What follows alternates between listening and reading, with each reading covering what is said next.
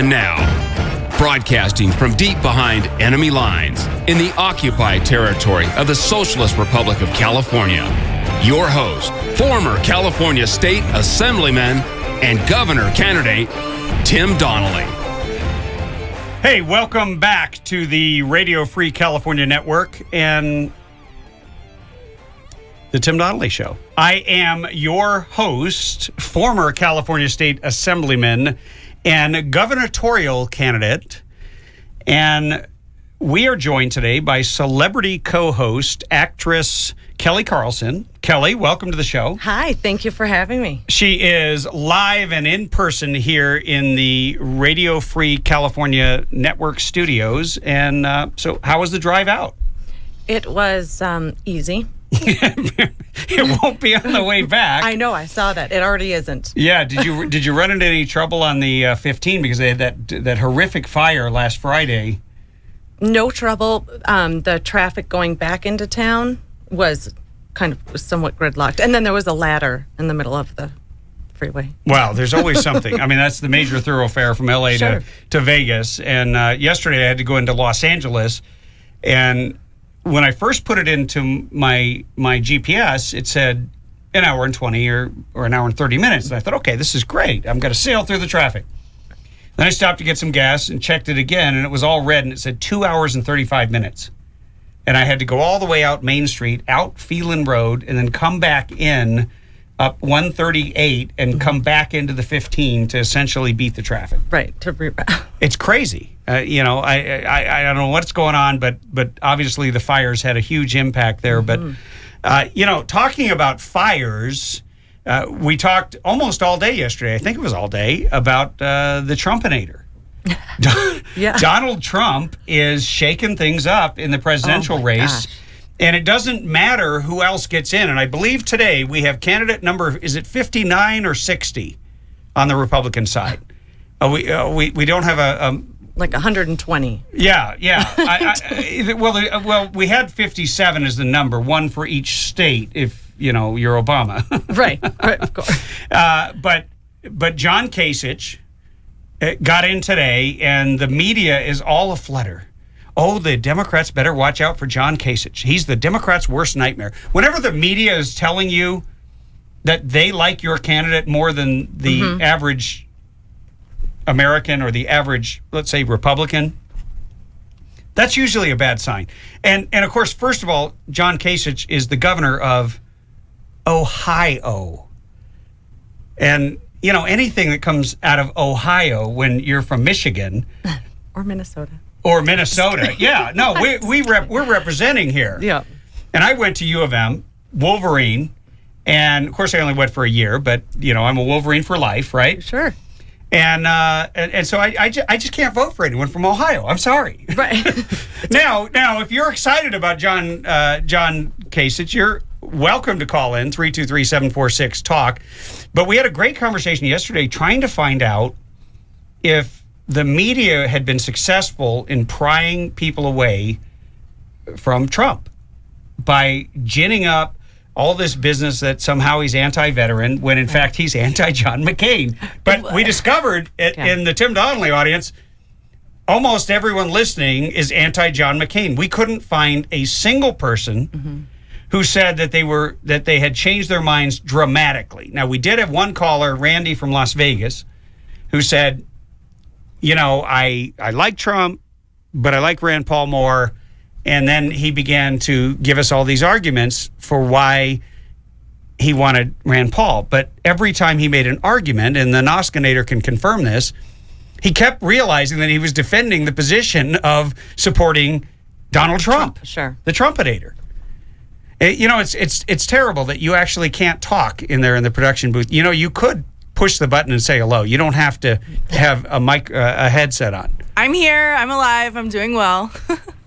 Yeah, she was dying before with her allergies. But anyway, we are really excited to have you here. And we're going to have a very good friend of yours on at the top of the hour. Yep. I'm sorry, at the bottom of the hour, 3:35. We're gonna get Dennis Santiago. Dennis Santiago, who is a fascinating character.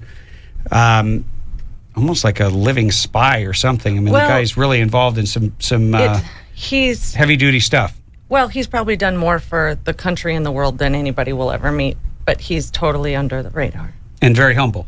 Extremely. So we're really excited to talk to him. And then later on, we are going to have someone from Washington, D.C. talking about Obamacare and the insanity that you could actually pay up to $36,000 in fines. Yeah, sure. For not complying. You know, it amazes me how our government is so hell-bent on making you comply. Yeah. And yet they don't comply with their own rules. Not at all. And they push out this doctrine of political correctness, and yet I believe political correctness has led to political corruption.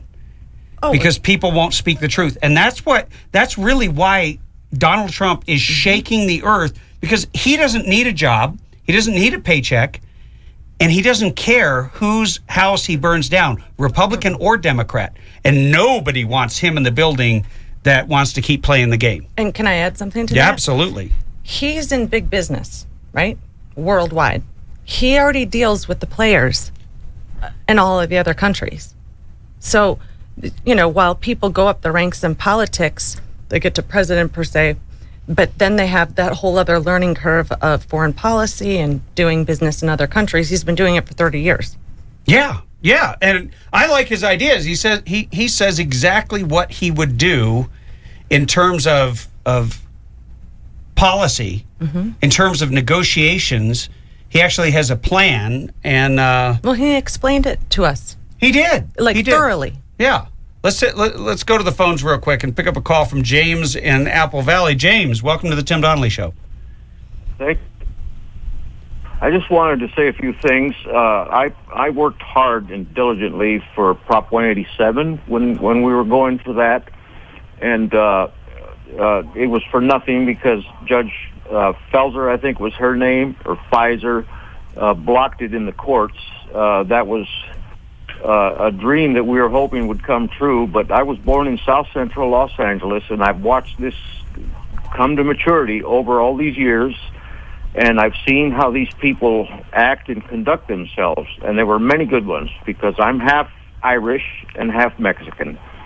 So I speak Spanish, and I've been around them all my life. And in the year of about 1955, I think it was President Eisenhower that did a sweep on the illegal aliens. And I was on my way to school. I think I was in the 4th grade, and when I walked out the door and saw these men chasing other people across Glendale Boulevard in Los Angeles and rounding them up and putting them in buses. And I got scared and went back home and told my mom. I says, something's wrong. There's people chasing people and putting them in handcuffs. Well, it turned out it was a thing called Operation Clean Sweep that was done by President Eisenhower to rid California, no other states were involved, of these illegal aliens.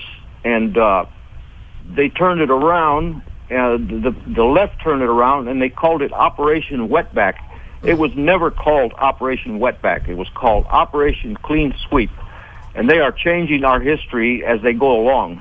Now, James, And, what did your mom say to you? She knew what it was, because my mom's full-blooded Mexican, and she knew what it was. We knew that they were in the shadows, but I went to school with several of them. And the one thing that scared me the most was it was the father of a girl that was in my classroom that was being cuffed. But I didn't know there were so many in the neighborhood, because they were in the shadows, like they say, in the shadows. But yesterday I was on my way down to take my friend to the hospital in Covina, and I got stuck on the 15. 3 hours and 10 minutes it took me to get down to Covina. Wow. And as we were stuck in the traffic just south of Main Street, we were at a dead stop, and this van came up along the shoulder of the freeway and chucked out a kitten, I'd say between 6 and 8 weeks old, right under the wheels of a semi-truck. And it was a car full of what they call Hispanics. That's another thing I don't understand, Hispanic, that lumps everybody together. But they took this kitten. And you're half Mexican. Yes. And half Irish. Yes. Well, that's a good combination. Oh, I love it. I love it. I've always been so proud of both my dad's side and my mom's side. So, James, let me ask you a question. How did your family feel about the enforcement of immigration laws, given that your mother was full-blooded Mexican? How did she feel about that? Well, it was kind of mixed at that time because we weren't overwhelmed with them like we are now. And of course, I kind of sided, and so did my mother, for the Mexican people that were being rounded up. But it's totally a different scenario now. I mean, that neighborhood down there, we were just a block and a half from Echo Park. Beautiful neighborhood, mixed races everywhere. We had Italians, Jews, Mexicans, blacks. It was just a beautiful mix. No problem. We all get along fine. And then all of a sudden, it was taken over. We moved up to the high desert in '61. My father opened a Baldwin franchise up in Palmdale. And it was a beautiful desert town.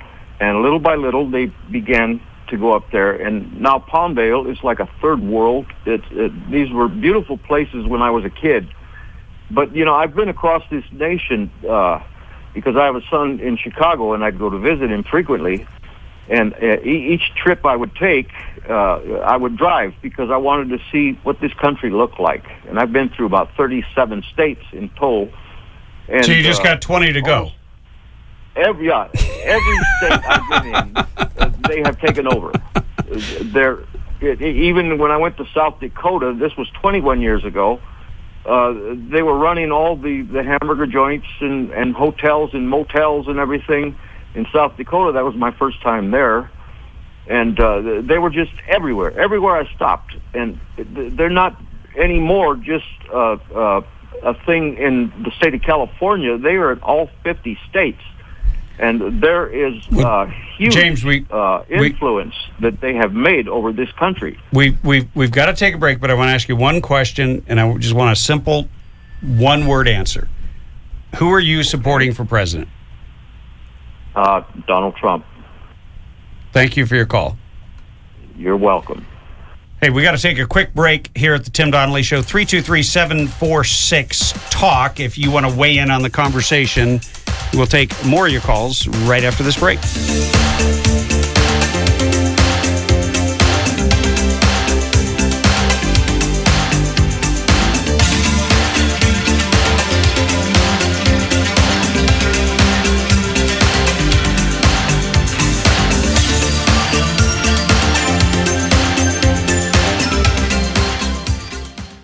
Whether you're an experienced shooter or just buying your first gun, Turner's Outdoorsman has everything you need, along with a knowledgeable and friendly staff to help you find that perfect gear for your next adventure. Turner's now has 18 locations across Southern California, including a Victorville location right on Bear Valley Road. Be sure to check out the new Archery Pro shops in the Victorville, Chino Hills, and Pasadena locations. If you're not sure what you're looking for, you can browse and shop their selection at turners.com. Be sure to check out their weekly specials and sign up to get them delivered directly to your inbox. Turner's is where I turn for all my firearms and ammo needs. Remember to tell them Tim Donnelly sent you, and you'll get an additional discount.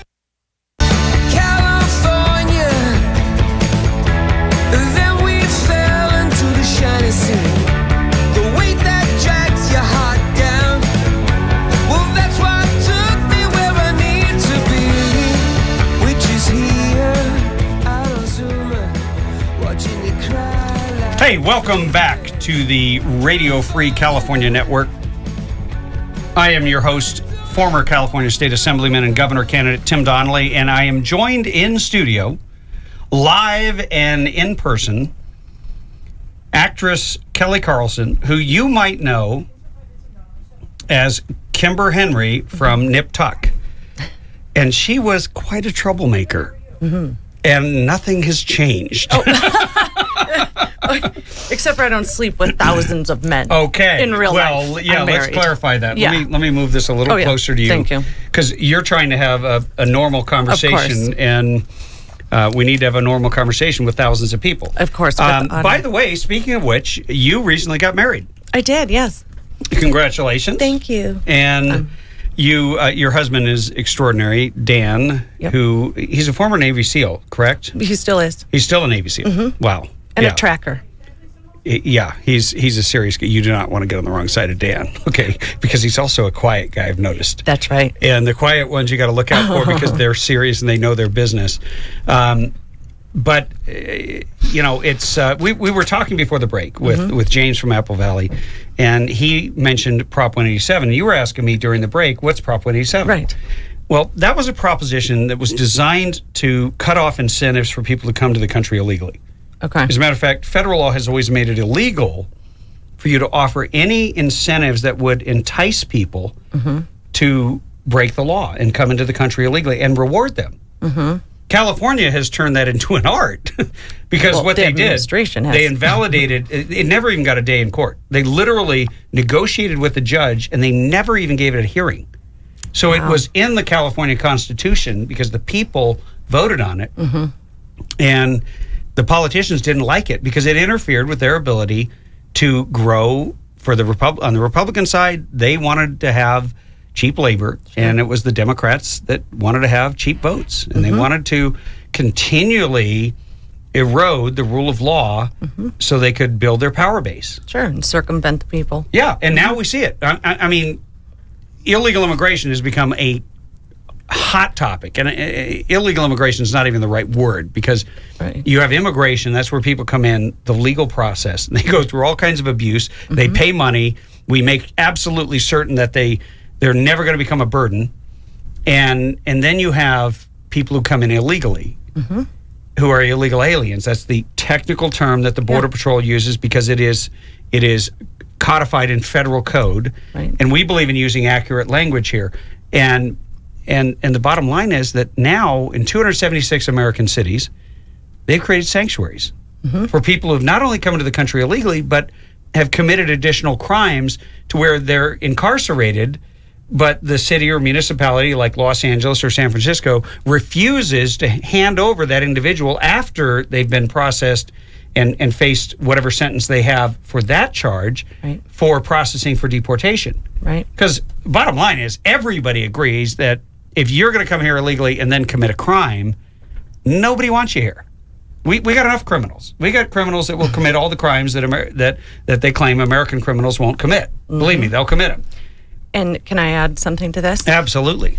In 2014, my husband and I spent a lot of time on the border with Border Patrol, ranchers.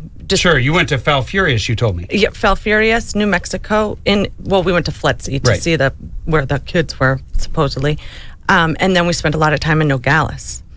And the time in Falfurrias, we were on private land, but, you can't apprehend people per se, but when they're in front of you, they stop or run or, and so we came across that often. And I just asked one of the guys, one of the illegal aliens, nice guy, I just said, talk to me. So how did you come? That was a shock. Yeah. No, but I mean. Now, did he understood you? Oh, yeah. Okay. Oh, these people come repeatedly. And this particular guy said, we're invited. And he was from Honduras. Okay. But so you had already kind of heard at the time that there were some deals being done with our government and Honduras and a couple other countries. But I saw it firsthand because I just asked them, why not? We have it on camera, actually. Wow, that is extraordinary. Basically, that our government communicated with their government and said, hey, by the way, we're going to undermine U.S. law and we're going to make it possible for you to come in. Just come illegally, create a crisis. And then what does the government do in response to the crisis? They always do the wrong thing. They either want to strip away our freedom or they give freedoms and rights to people who have no business even being here. And that's the part that's so frustrating. I think that's why Donald Trump is resonating with so many people, because there's just something about someone who is a bull in a china shop at the right time. Well, and, they make it about race. It has nothing to do with, first of all, Mexicans are Caucasian. Like that's not a race. It's like we're part of Caucasian. Just like let's start there for one. But it has everything to do with principle. But they disarm. They silence everybody with this racial thing. The minute they bring that up, it's. But see, if your candidate's not being called a racist or a xenophobe, or I don't know what they call patriots nowadays. Terrorist. Terrorist. If he's not on the terrorist watch list, if he's not listed as a hate group, then he's probably not being effective. Right. We'll pick that up right after this break, and we will be joined by Dennis Santiago. Stay tuned.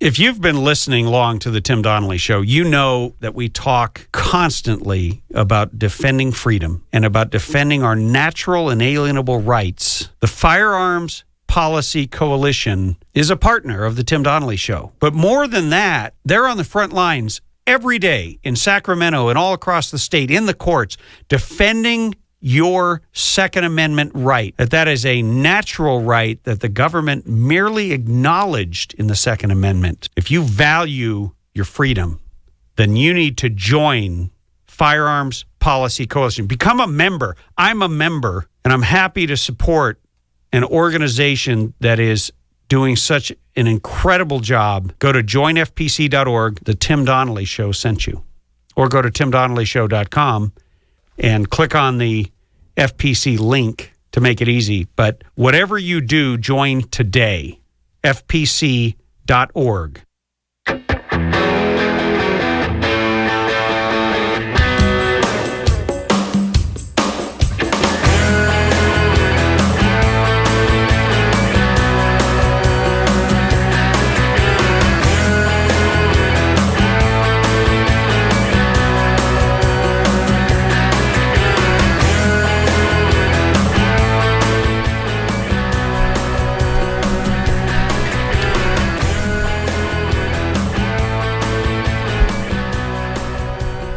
You are tuned to the Radio Free California Network, and you're listening to the Tim Donnelly Show, and I'm joined live in studio by celebrity guest host, Nip Tuck actress Kelly Carlson, who played the diabolical character of Kimber Henry. Mm-hmm. So what was that like? I mean, I'm sure people ask you that all the time, but sure. That's the character you're best known for. Right. And yet it resembles nothing like the real Kelly Carlson. Right. No, we look a lot alike. But that's it. Like, there you go. Pretty much. No, it was a party every day because I was doing behaviors that I would never do in real life. So I guess, I don't know, it was...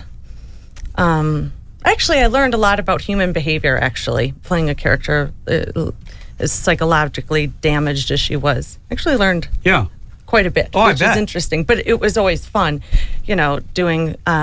we covered a lot of interesting topics like autoeroticism. It wasn't anywhere medium. It was, we went... Oh, yeah. No, I mean, I remember Nip Tuck. It started in 2003, went until about 2010. Yep. And it was like cutting edge. Every week, people watched it just to see what boundary you guys would push. And now, there are no boundaries. We're just off the planet. Right. I apologize for that. We're responsible for a lot of this, society...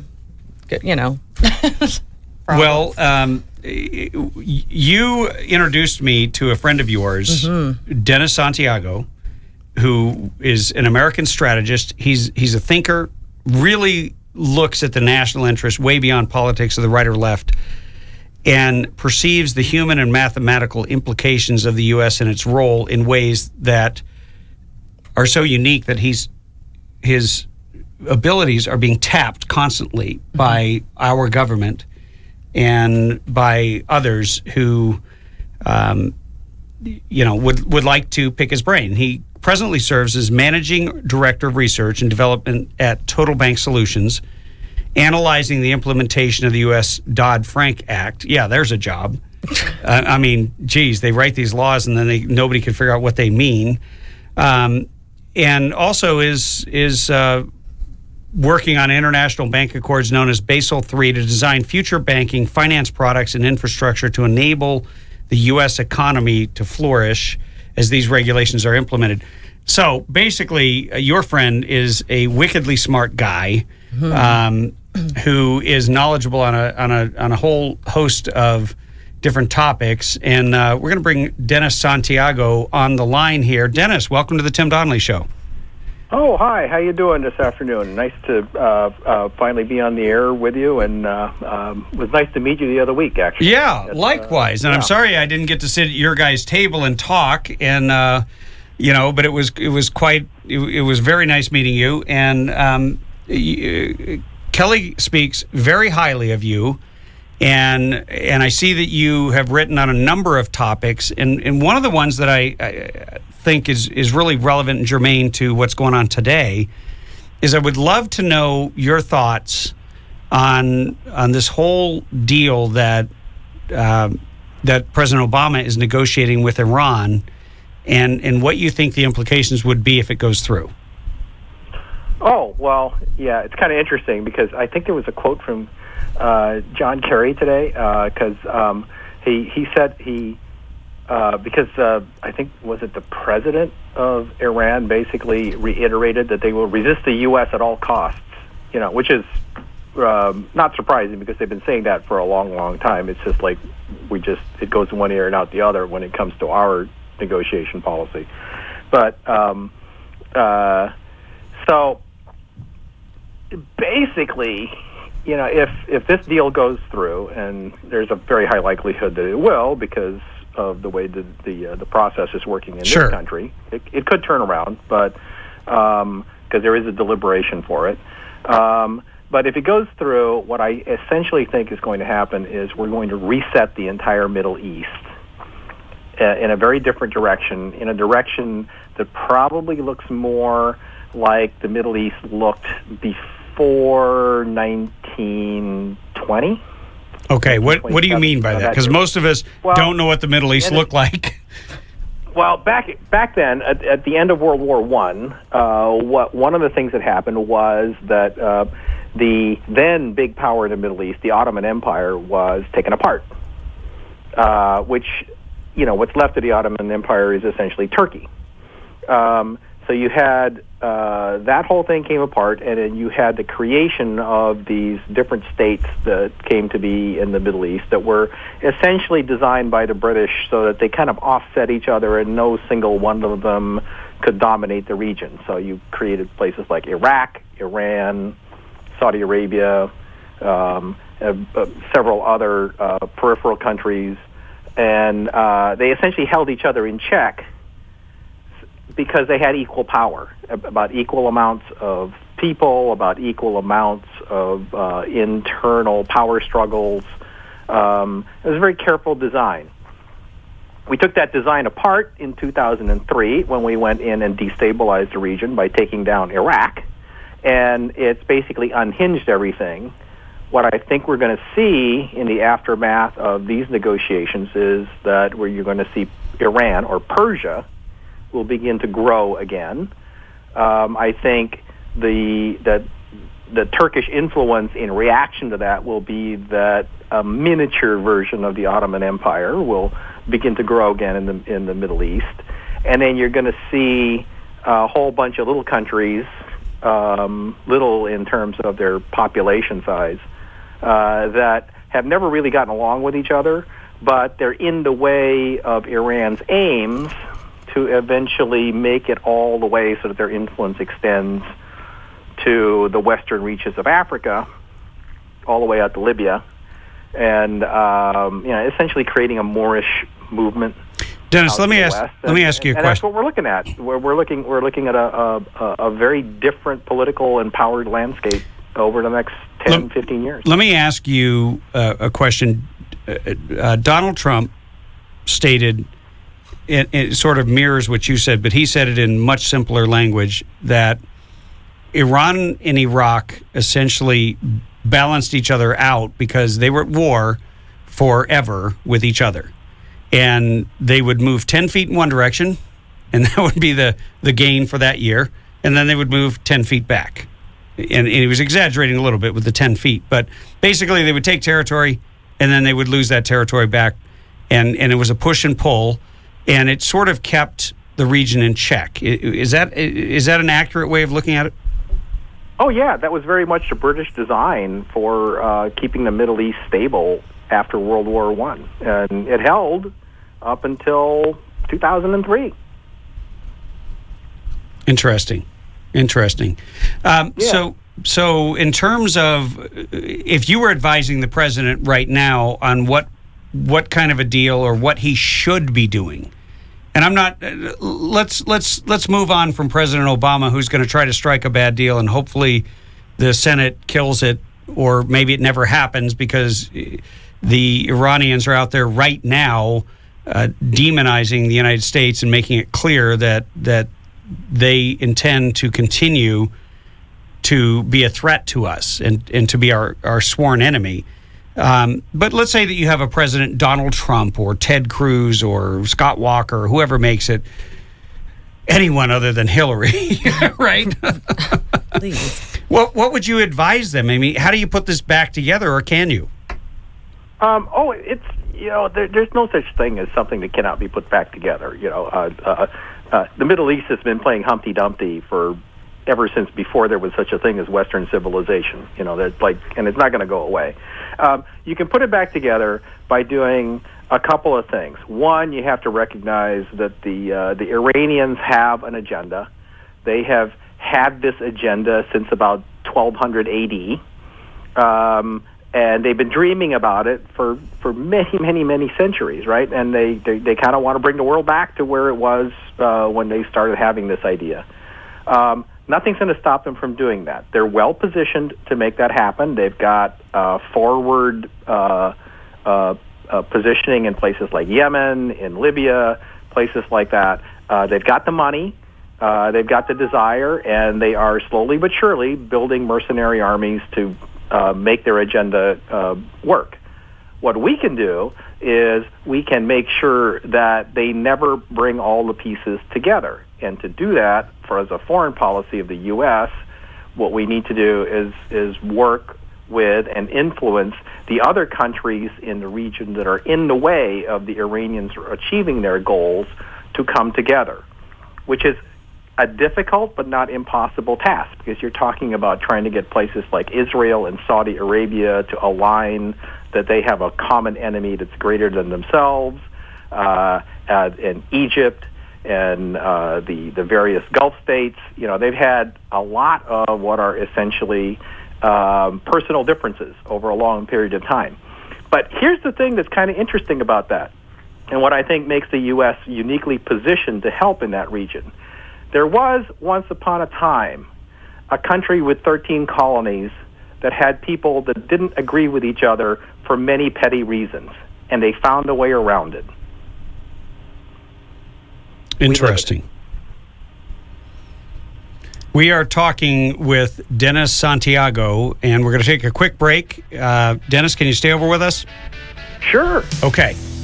Hey, 323-746-TALK is our number if you want to join the conversation. We'll be right back.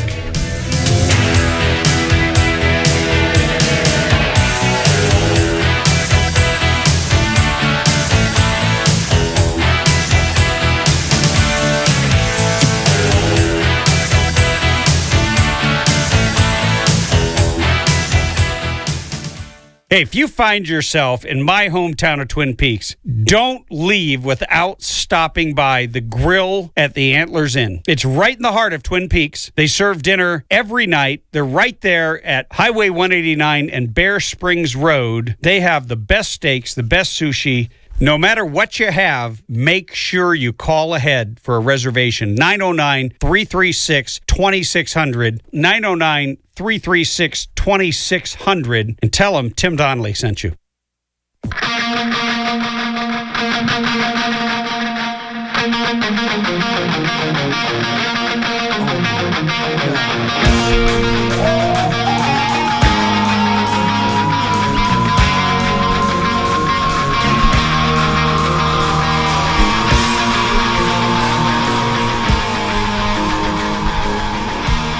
Hey, if you're just tuning in, what's the matter with you? Where you been? We're having way too much fun. This is the Tim Donnelly Show. I am joined live in studio by actress Kelly Carlson, who you might know from Nip Tuck fame. She was the sultry, diabolical Kimber Henry, deeply disturbed as well. Mm-hmm. And you're surprisingly normal. Thanks. And anyway, we're two Midwesterners. Mm-hmm. Neighbors. Yeah. You're from Minnesota. I'm from Michigan. And we're both standing firm against a guy from Ohio being president, right? Absolutely. All right, we've got a bond here. I'm standing firm against most of them. Well, they can't seem to overcome the Trumpinator. Right. And of course, we've had quite a few people call in, and we can't find anybody who really is against him. And we'll get back to that later, because I know there was a call from Big Bear, and we weren't able to take it.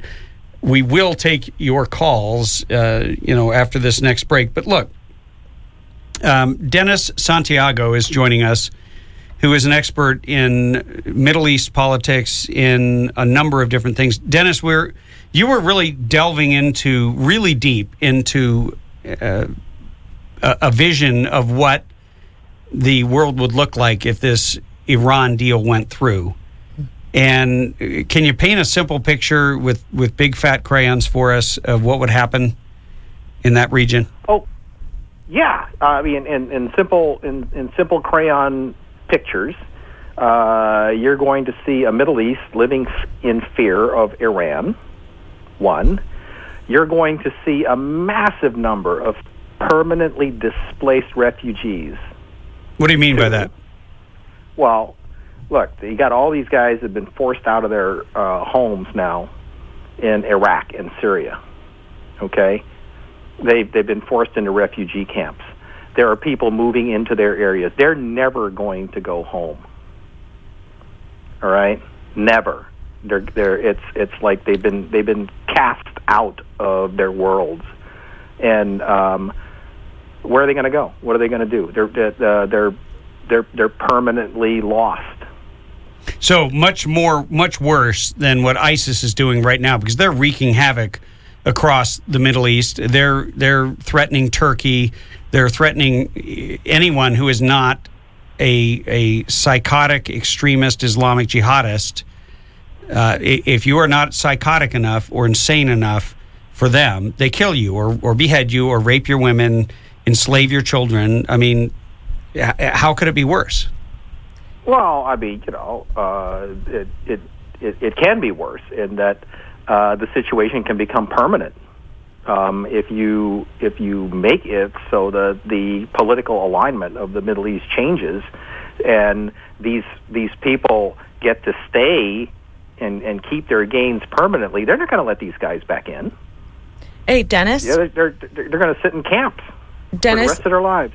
Yes. You had mentioned, Dennis and I sit and talk for hours. I try and understand everything he says. And you probably succeed as well as me, because, Dennis, you're talking at such a high level, and you're obviously so intelligent.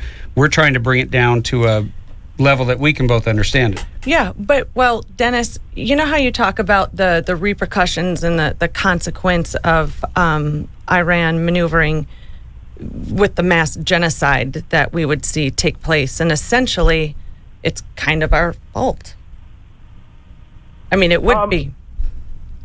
Well, yeah, I mean, we're the ones that unhinged the Middle East.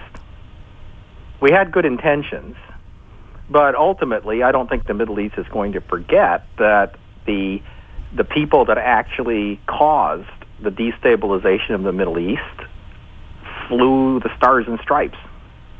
You're right. I mean, we went in there. We didn't have to go in there. We did it anyway. We started to succeed, and then we got a president who basically didn't believe that we could do it, and he's pulling back on it. And as we pull back and create the vacuum, that's what's caused people like ISIS to find a way to start killing people. Over a couple of presidents, one that had good intentions, one that I think believes he has that he's doing what he thinks is right, in that he's not so sure that we should be involved in places like that. But the net effect of it is, between going in and then leaving these people in a lurch, it is our fault that all these people are permanently in refugee camps and a lot of them are dying. Well, and also, if we do this deal with Iran, the consequence to that is just going to be a lot more. Oh, sure, because now if we do this deal with Iran, now they're going to go and they're going to consolidate their gains in other parts of the Middle East. They're going to use those gains to then try to take down additional countries in the Middle East, and that's going to cause additional displacements of people. And, large invasions that are done for imperial purposes leave a lot of salt on the ground with a lot of dead people, a lot of dead innocent people, I might add. And having unhinged a place, we have kind of a responsibility not to let those guys die. Dennis Santiago, thank you for coming on the Tim Donnelly Show today. Thank you for sharing your insights. We will be right back after these messages, and we'll take your calls. 323-746-TALK.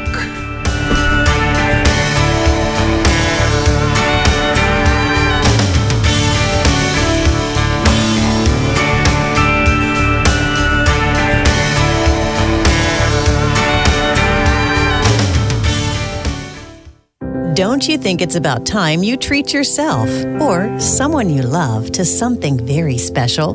Well, Ozell Jewelers, the finest jewelry store in the high desert, is known throughout the high desert for having the largest variety of fine-looking jewelry and gifts for every special occasion. Ozell custom designs and manufactures their own jewelry, so you'll be able to find exclusive, one-of-a-kind, stunning styles you won't find anywhere else in Southern California. If you're looking for fine jewelry at unbeatable prices, Ozell Jewelers is the place to go. Show appreciation to that special person in your life with something special to cherish forever.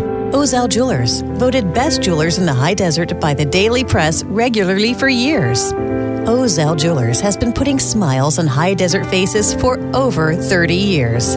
Ozell Jewelers in Rancho Cucamonga, Palm Desert, and Amargosa Road by Red Lobster in Victorville. Ozell Jewelers. To the desert sun, the dogs and the horses and the trucks and the guns, mothers and daughters and fathers and sons, we're Americans. We make up America, this amazing America. Oh, yeah, home of the brave in America. We're an amazing America.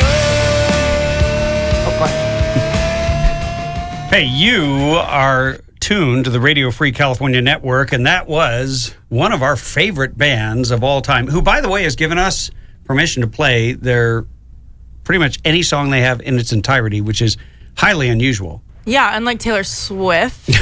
Yeah, well, oh well. We got Swift-boated, I guess. But the Star-Spangled Banner by Madison Rising is one of my favorite versions of all time. Have you heard that one? Yeah. Oh, absolutely. Oh, my word. Wasn't it on Dinish's? Yes, it's at the end of his movie. Yeah, that was the first time I heard it. Yeah, me too. Mm-hmm. And I met them at the premiere of that. You probably did too. And then we had them on air, and I asked their permission. Was it David, the lead singer? I said, "Hey, could we play some of your music?" He said, "Carte blanche." Nice. And it just gives me chills. It's very different than my rap song, which the Noskinator will be playing later on in the show. Is it a rapped anthem? No, it's okay. Good. It's a guy named Tyler, the creator, right? Odd Future. I don't know which one's the band and which one's the artist. And she'll dig it up and play it, but. Anyway, I am joined here in the Radio Free California Network studios, live and in person, by Nip Tuck actress Kelly Carlson, who bears very little resemblance to the character she played But you are always getting into. You have no problem just speaking your mind. You're one of the few in Hollywood. You're fearless. You don't care if you work again, but you're doing a lot of good things. You always have your hands involved in making sure our nation is secured. And you're working with a group of people that have been very committed and dedicated to that. Yeah, and I've been very lucky because I'm an actor. I've been able to meet people like yourself, Frank Gaffney, people that kind of put the nation and foreign policy above themselves, which is there's not a lot, unfortunately. Yeah, you would think they're constantly playing games with the security of our nation, and then they call us names when we call them on it. Right. They call you an Islamophobe if you say anything. And it's, look, the bottom line is that we want to raise our children in peace. We want to then have a future for this great country, for there to be a place where you can live free. And if the government doesn't secure the borders and doesn't secure our national security, what's the point of having a government? Or a country. Yeah, well, you are a country. And I represent the average citizen, right? Because I'm an actor, but that's, irrelevant. I am not a, federal agent or I've never been in politics, but I take the time to go seek out the truth of things that are being told to me, whether it's the border. Right, that's why you went down. You went down there, and how long were you guys down there? Month. Wow. A month. Yep. That's extraordinary. Between the 3 states of, Arizona, which was Nogales, and boy, was that. I've been there. Oh my gosh. That is, Nogales isn't even, we're not even in control of it at all. It's the major trafficking thoroughfare. Oh boy. Between Mexico and the United States. Yeah. I have a video on my phone that I wouldn't even say on the radio that I watched and witnessed. I mean, I was in the Walmart parking lot. I couldn't believe we were in America. It has nothing to do with race. Right. Nothing. It has everything to do with just illegal activity and domination.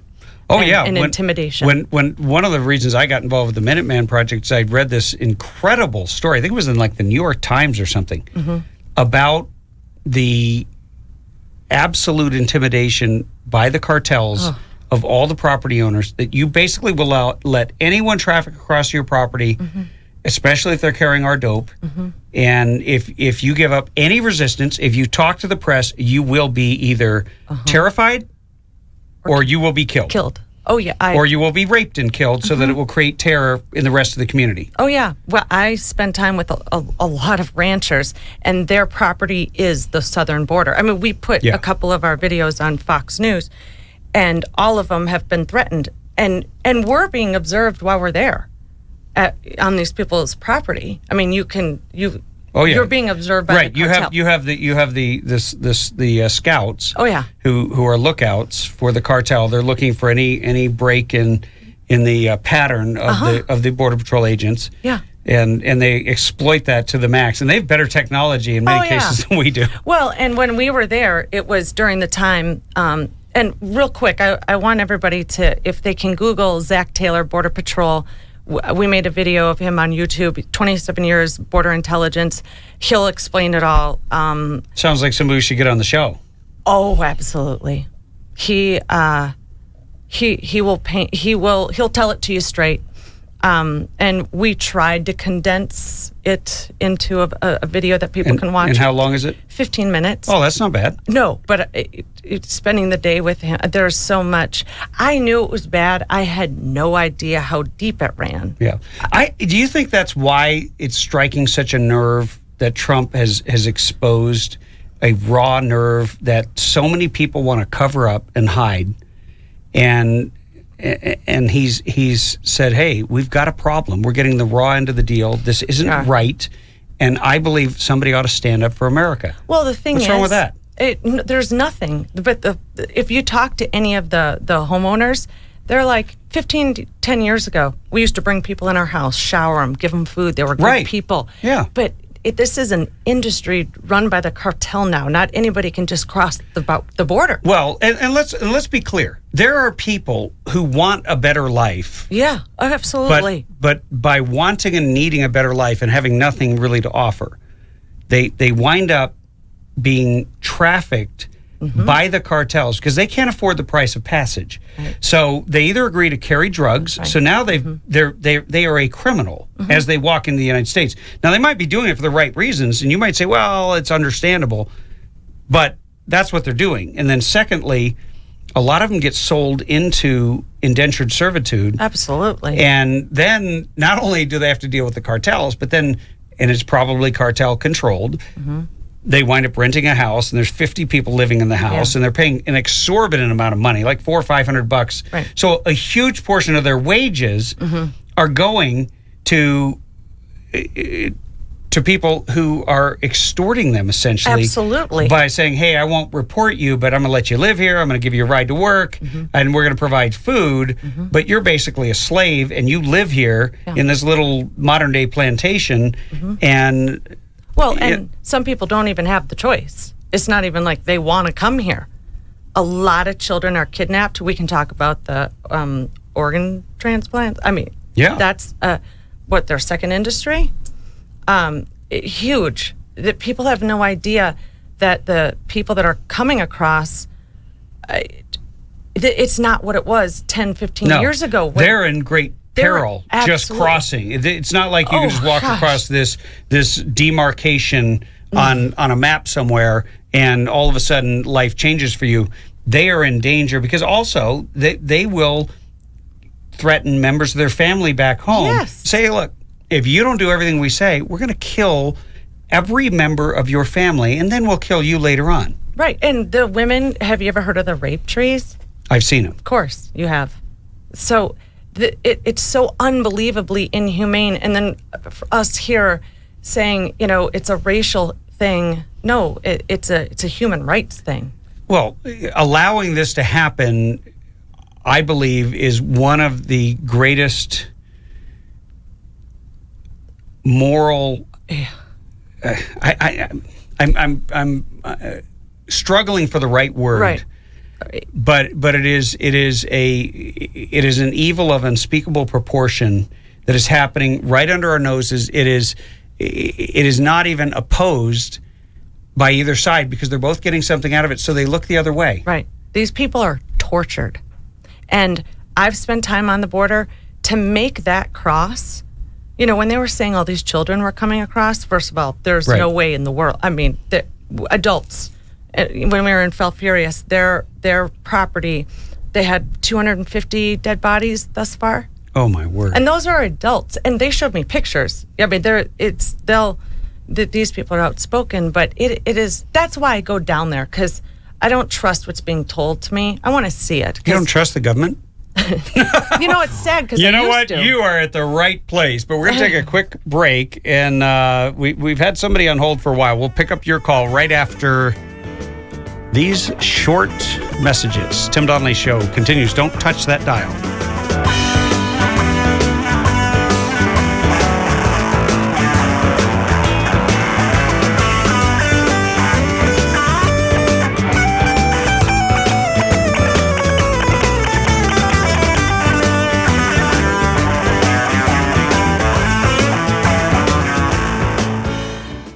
Whether you're an experienced shooter or just buying your first gun, Turner's Outdoorsman has everything you need, along with a knowledgeable and friendly staff to help you find that perfect gear for your next adventure. Turner's now has 18 locations across Southern California, including a Victorville location right on Bear Valley Road. Be sure to check out the new Archery Pro shops in the Victorville, Chino Hills, and Pasadena locations. If you're not sure what you're looking for, you can browse and shop their selection at Turners.com. Be sure to check out their weekly specials and sign up to get them delivered directly to your inbox. Turners is where I turn for all my firearms and ammo needs. Remember to tell them Tim Donnelly sent you, and you'll get an additional discount.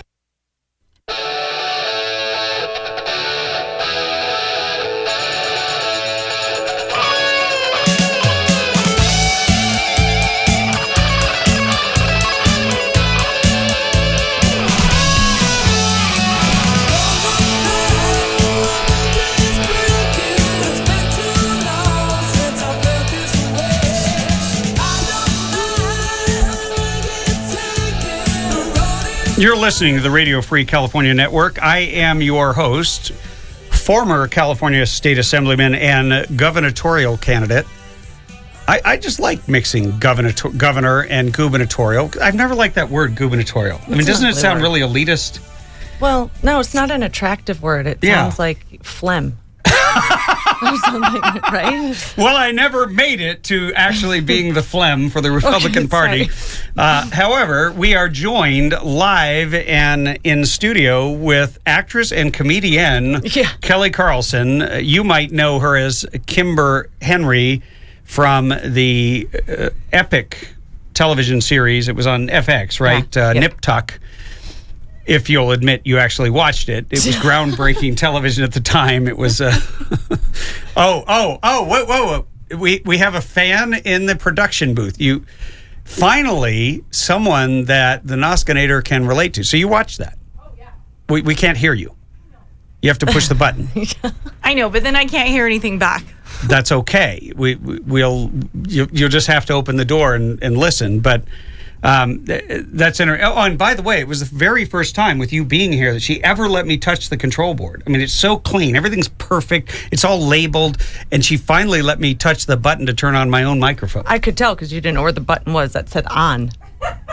Took you a minute. I feel like the sisterhood of women are conspiring against me here. I think I'll go to the phone and see if there's any hope there. Jean, you've been waiting for a while from Apple Valley. Welcome to the show. Yeah, hi. My name is Jean. Is this our assemblyman? Well, no, I am no longer your assemblyman. I'm your former assemblyman, but you are live on the Tim Donnelly Show. Welcome. You're still our assemblyman. I just wanted to tell Kelly, thank you so much for coming up to our community and taking the interest. And I'm definitely interested in the federal issues, the immigration, and all of the things that we've been talking about today. But you know, this is locally syndicated, and one of the things that's really taking place here in our desert is we are under assault. We've got the Bureau of Land Management, we've got the California Public Utility Commission, we have the California Energy Commission, we've got both the federal and state Department of Fish and Wildlife, and everybody's pushing to cover our desert in renewable energy. And it's all incentivized, and it's all really pretty discouraging. Well, Jean, lay out what that means, because to say it that way, it sounds really nice. It sounds like a desirable thing, but you're talking about basically hundreds of thousands of miles of solar panels, aren't you? And a massive covering of the natural resource. Yeah, absolutely. There's no real intelligent plan as far as let's not scrape the desert and reduce the fact that we've got caliche and we actually have an ecosystem out here that consumes greenhouse gas emissions, which is the whole goal, the pretense for this plan in the first place. Secondarily, we've got the biggest example of why we shouldn't do it. We've got Ivanpah out there, and if anybody's driven out to Las Vegas recently, you take a look at this giant monstrosity, you realize that NRG, who has realized that was a mistake, and Google didn't really have to pay. They didn't spend their own money because it's been incentivized by the federal government. And did they do that on BLM land? I'm not sure actually if that is or isn't on BLM land. But I do know that the anticipated production is at about 40% of what they expected, and that the consumption of fossil fuels is 60% more than they anticipated. So what are we solving by doing this to our pristine desert? And, we need somebody like Trump to be aware of this. And Kelly, somebody like you who is so active and so vocal, thank you so much for all the work you do. You're so welcome. This is something that our desert, like I said, this is the front line for us.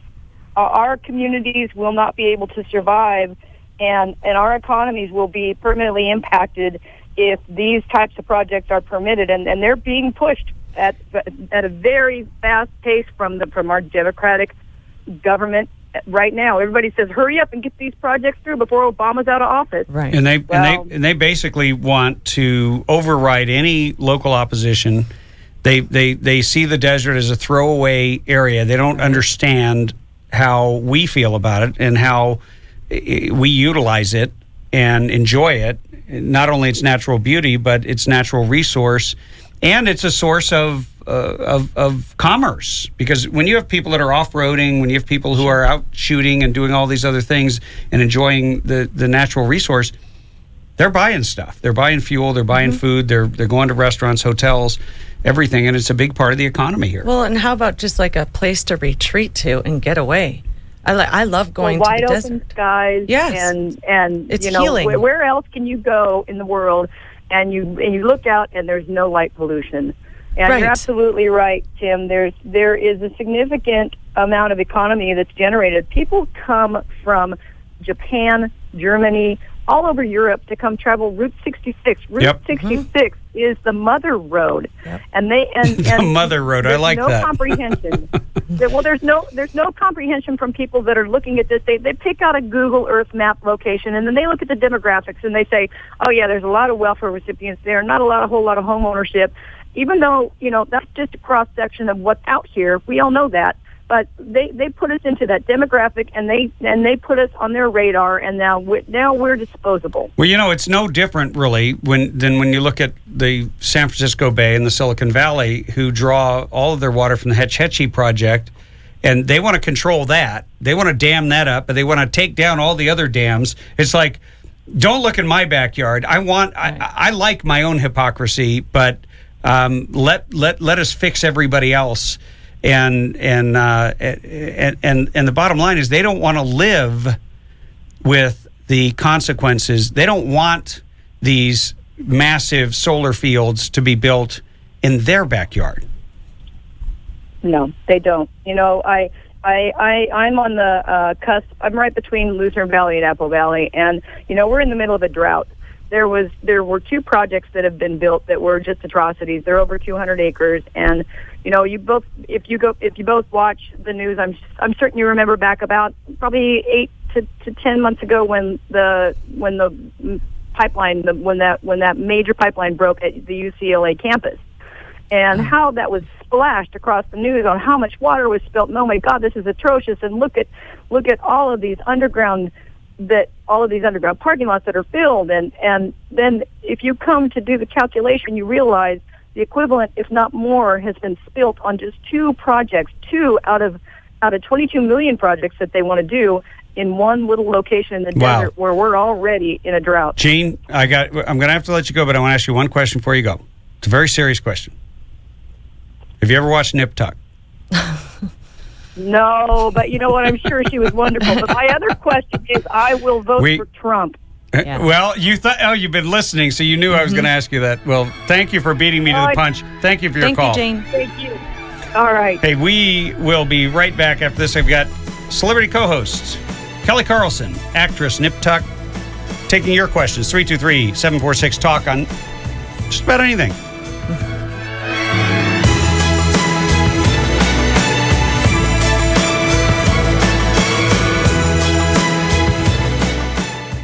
Hey, if you like shooting as much as I do, you've probably been to a lot of ranges. Unless you visited Burro Canyon Shooting Park, you've never seen anything like it. On the way there, you'll find yourself taking pictures as you traverse the majestic Azusa Canyon and wind your way up into the Angeles National Forest. With over 600 acres, including 19 private ranges, there's something for everyone. There's rifle and pistol ranges for beginners, right up to advanced shooters. And there's plenty of spaces to shoot sporting clay. You can make a family day of it, or you can bring a group for team building exercises. Bring a picnic lunch. On the weekends, they provide lunch. And don't worry, they always have ammo in case you forget yours or run out. One thing I can guarantee is that once you visited my friends at Burro Canyon Shooting Park, you'll be hooked and you'll keep coming back. BurroCanyon.com is their website, or call them at 626-910-1344, 626-910-1344. I got some good friends that live down the street. Got a good-looking woman with her arms around me. Live in a small town where it feels like home. I got everything I need and nothing that I don't. Oh, no. Oh, no. 323-746 Talk. That's our number if you want to call in. You are tuned to the Radio Free California Network, and I am your host, former, by the way. Did you hear Jean she was from Apple Valley, right? She said, are you our assemblyman? I said, former, right? Mm-hmm. And she said, no, you're our assemblyman. I thought that was kind of interesting. Compliment. Yes. But she raised a great point. And one of the things that I discovered when I was up in Sacramento was this continual pushing of this renewable agenda. Mm-hmm. And it didn't matter if it made any financial sense. Right. And you see that when you're littering the desert with your failures, when your project by building it makes some people rich and makes people in power very happy because they've basically sold out the people of the desert, sold out the people of California, all for whatever. We don't know what they get. Campaign contributions are tracked, but who knows what else is going on. I mean, right. I don't know if you watch House of Cards, but my wife and I have become House of Cards addicts because it's on Netflix. Sure. Well, I've dealt with, I worked on the grid, so I understand the energy companies. Yeah. So the question then becomes, if our goal is to do things that make sense and really protect the environment, why wouldn't we use natural processes like hydroelectric, which are, by the way, are not counted toward the renewable standard? So they've raised the renewable standard, and that means it has to come from wind or solar. They don't allow nuclear, right? Or as George Bush would say, nuclear. Okay, so we can't have that. But lean green nuclear power would be the cheapest way to achieve the exact same goal. Right. But they're terrified of it, and they like to terrify people of nuclear. And so really the goal and the agenda never quite add up to the outcome. The outcome is never weighed, it's never evaluated against all the promises. But one thing is clear: they take away our freedom. They make us pay way more money for energy, and now we see with the cap and trade scheme that was implemented under AB 32, we see California industries that are literally leaving the state in droves because they're targeted for this cap. The cap and trade scheme is very simple. We steal your capital and we pretend that we can affect the temperature. And, at first it was global warming, then first it was global cooling. Remember back when we were kids? And I'm not even going to venture. I'm not even going to go anywhere with age. I'm not going to touch that. All right, you're safe. But let's just say that when I was in 8th grade, the front cover of Newsweek was Next Ice Age. All right, same exact people claim global warming, melting polar cap, and the ships are getting stuck in the ice because the polar cap didn't melt enough, and now it's global climate change. And they've manipulated data, but it's always in defense of a narrative, an agenda that comes down to control. Yeah. It comes down to growing government. It's the oldest motivation in the world, which is money, which is what's good for me. Right. And I don't want to actually work. I don't want to have to create something of value. I don't want to be an actor or a newspaper reporter that has to go out and get a story and write it and then, try to please my editors and all that stuff. I just want to be employed by the government and, have a job for life and then grow the justification, even though the facts don't bear out the whole reason that we stole your money and stole your freedom and transformed your life. And here you hear a local person saying, this is what it does to me. It infringes. Yeah. On your life. Well, and also, my godfather, who is now passed, founded a biotech company. And Monsanto's biggest competitor. He loathed Monsanto, yeah. Not a bad guy, but he told me there are so many fraudulent renewable energy companies just to get grants. there are some really good ones out there. He was in renewable energy with ethanol, but he said the majority are just kind of hustles. And, wow. But these projects do infringe on. But what was Solyndra? Right. I mean, there you go. And yeah.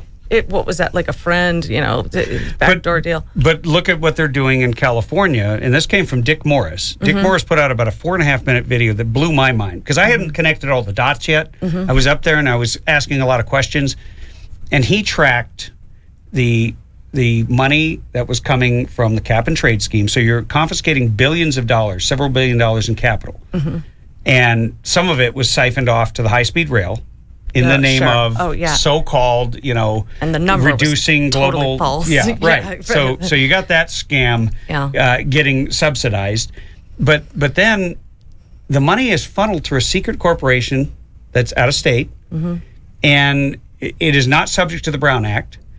So there's no transparency on where those funds are spent. But then it goes into these innocuous-sounding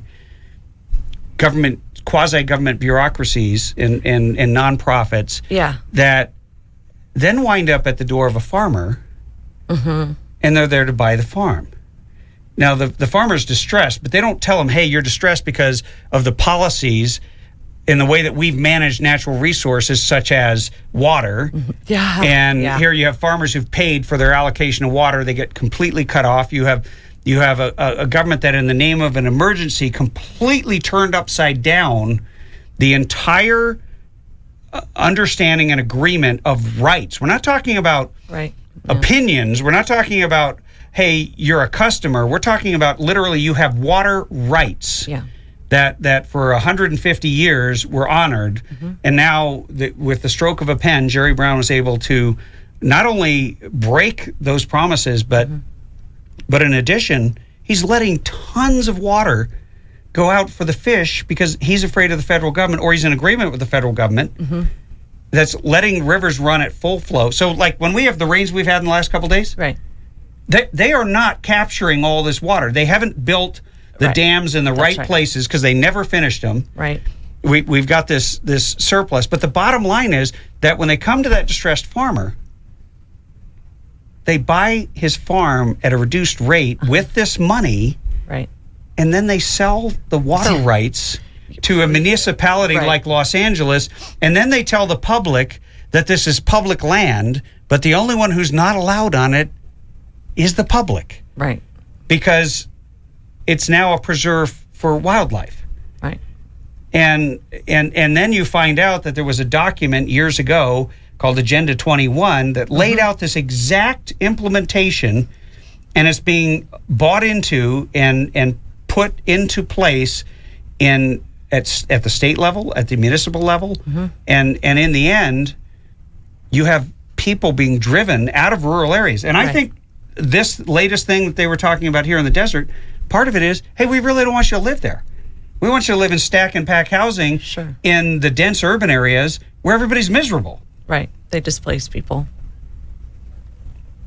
And this is... It really sucks being a co-host with me, huh? Because I do all the talking. No. But I mean, this is something I'm not well educated about. So My wife texted me and she said, let her talk. No, I need to hear, because I don't live out here. And the desert is very important to me. My husband's a tracker. We spend a lot of time in the desert. But because I don't live here, I don't know the current up-to-date politics and the struggles that you deal with. And so I'm listening, and especially Jane, who called in, was extremely insightful for me, because it doesn't matter to me that I don't live here. I want to know what's going on. Yeah, and it's crazy when you start to connect the dots, and you see that it is never about preserving the natural resource for the best use of all Californians. It always seems to be about control and about building out government bureaucracies so that there's always government jobs for those who benefit from the government continually growing. And they have to... Well, they're career jobs. And but then they have to steal more and more money from you who are out there working in the private sector in the sink or swim world. I mean, look, we're a military family. I understand what you're talking about. There's a lot of efficiency within the military as well. And I'm not like anti-military for saying that. It's just the truth. That there's a lot of bureaucracy and things take a really long time to get done. and there's people that within it that I'm not going to, they don't put their best foot forward every morning. Well, there's no incentive for government to ever scale back. Mm-mm. And one of my frustrations, I always wanted to put in place something like what Jack Welch, when he took over GE, which is basically about as close as you can come to the government, right, as in a company, which was a massive bureaucracy. And he would fire the bottom 10% of performers, which would motivate the other 90%. Of course. And then he would reward the top 10%. It's kind of common sense, isn't it? Can you imagine if you did that in government? Well, Dennis, you have to have Dennis on and have him explain this algorithm concept that that monitors bills from start to finish. It's very simple and frightening at the same time kind of solution. I will be fascinated to have your friend back. I've been reading some of the stuff. He's all over he's got a great base of knowledge. Oh my gosh. And a whole bunch of things. We're going to take a quick break, and we'll take your questions. If you got questions for Kelly Carlson, you can even ask her about acting if that's something that's interesting to you. 323-746-TALK. That's 323-746-8255 for those of you who are driving. Stay tuned.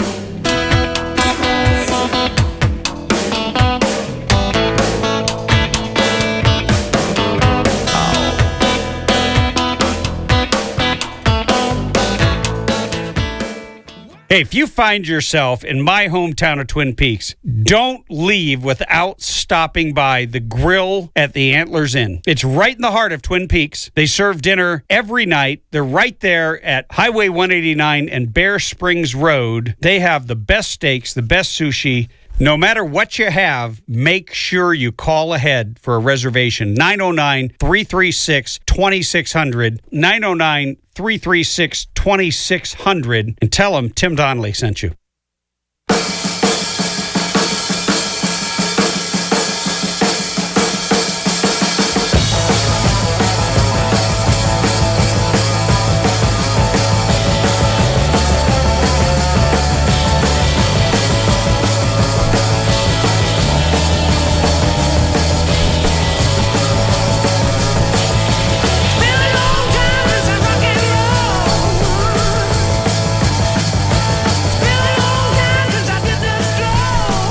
It's a good thing we don't have a television camera in here because we are dancing in our chairs. Zeppelin. Great music. I don't even know where you get it from because this is not... Well, I don't even know if this is your dad's rock and roll. But it's not your rock and roll. It's not what you grew up with. What year were you born again? This is a little bit of too much detail for Beth. Oh, okay, fine. 86. 86. TMI, I get it. All right, she's a kid. Yeah. All right, so we were talking about the government control schemes because everything's about control these days, and it's not about control just because some people want to control you and use the government as the weapon, as the tool, right? But there's always an ulterior motive, and it always comes back to, hey, if I can help you grow your bureaucracy, and you remember Ronald Reagan said that the nearest thing to eternal life on earth is a government bureau. Right. And but it obviously then you're going to legally bribe me when I run for office if I'm going to expand laws that will expand your fiefdom and then expand your numbers, especially if most of the members of your bureaucracy will join a public sector union where they have dues extracted from them, whether they like it or not. And then those dues are used, once again, to legally bribe politicians. We allow it. Mm-hmm. And there is no other business in which you can legally bribe your boss when they're going to vote on your actual contract. The government has the luxury of redefining things when they want to. Yeah, there's no other... I think this is a hobby of theirs. Yeah, well, it's convenient. Yeah, we're going to go right to the phones, and we've got Brittany from Phelan. Brittany, welcome to the Tim Donnelly Show. How are you guys doing today? Doing great. Good. And did I forget to introduce my celebrity co-host? That's okay. When we came back from the break, did I absolutely make not. that terrible faux pas? I'm never coming back. Oh my word. We are joined in the Radio Free California Network studios, live and in person, by Kelly Carlson, actress, nip tuck, commentator, national security Activist. expert. Oh, activist. I'm not I an was going to call you an expert, but well, wow. I'm working on it. All right. I like activists. All right. Brittany, you had a question about renewable energy sources. Yeah, we've got some family that lived up north closer to Mount Whitney, and I mean, they've drained the lake up there, for the fire out in LA, and they've created the aqueduct out there that's taking all the water from up there down to LA. And we hear all this stuff about how, the sea levels are rising, and not once have I heard anybody even utter a word about maybe doing a saltwater refinery to stop taking all this water from up north where it's, changing the landscape up there. When you say saltwater refinery, you mean the desalinization plant. Yeah. See, now, Brittany, that means you haven't been listening to the show that long, because I talk relentlessly about it, but I'm glad that you're listening, and I'm glad you brought it up, because it is a good point. Look, you have Israel is a perfect example. Right. They're surrounded by land. They're landlocked except for one side, and they have a salt. They have a sea. So they've learned to desalt the sea and survive, and provides, I believe it's over 20%, maybe 30% of their water. Mm-hmm. That's extraordinary. So why didn't Jerry Brown bring those experts in the day he walked into office as governor? He knew there was a problem, but the real problem is they don't want that many people to live in California. They don't want them to live in rural areas. So it begs the question. This is where I just have to attack their hypocrisy. Why is it that they are crafting policies to make California the destination of choice for everyone who enters the country illegally? And it would even make you think, if you're in a foreign country and you could possibly get your foot on U.S. soil, of all the 57 states per Obama, which one would you go to? Well, it would be California. We're going to give you free college tuition. We're going to give you all kinds of welfare and food stamp type programs that California has duplicated, removed all of the requirements that the federal government has that you be a citizen. And they're stealing more and more money from the taxpayers. And then they're saying, oh, by the way, we don't have enough water. And if you take too long of a shower, we're going to shut off your water and we're going to fine you $10,000. Am I crazy? No, yeah, and I work for a utility company, and I see this stuff a lot, and I'm face to face with a lot of these people with being on the illegal immigration note, and it would be one thing if I was seeing a public that, I watch everybody get irate with Trump when he's talking about this issue, and they're saying, oh, he's targeting all immigrants, but he's targeting the illegals, and I see these people, and I'm not seeing productive members of society. I'm not seeing people putting forth an effort into their community. I'm not seeing people that want to be here, and the crime rate because of these people is just another indication of that. Everybody can see it, but I see it on a personal level. And so when he comes up with such a passion to get this country back to where it needs to be for its own citizens before we even start thinking about upping immigration legally, even, it's empowering. It's nice to know that he's willing to go head on this issue. Thank you, Brittany. We'll be right back after this break.